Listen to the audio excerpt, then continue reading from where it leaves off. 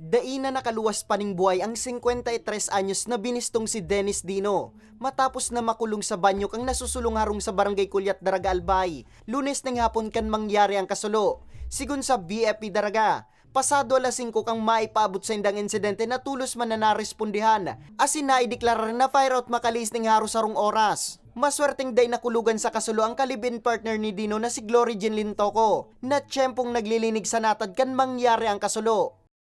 Inabot po ining second alarm kasi suduang fire truck namon sa iling namon is hindi kakayanon, so hindi kakayanon kang tubig kaya nagpadagdag kami ning responders sa kataning na mga munisipyo sa Legazpi and sa Kamalig.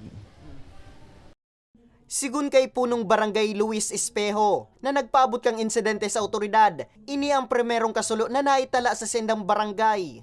Yaon po ako sa luwas na may mga pigla ko mga project. Nagapala ko sa barangay.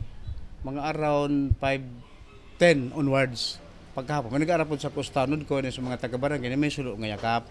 Pabi ko sa Purok 1. Di ang ginibo ko, nag-apod akong bumbiro, nagdalagan na digdi. Sa datos naman kang BFP Daraga, ininang ikatulong insidente ning kasulo ngunya na bulan, asin ikapito ngunya na taon sa banwaan.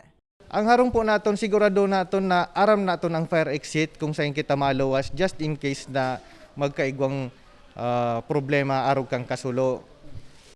Pigkakarkulong lampas sa may kabangang milyon ang danyos kang insidente. Padagos naman ang investigasyon sa kung ano ang naging kausa kang kasulo. Para sa mga baretang tatak Bicol, Nomer Corporal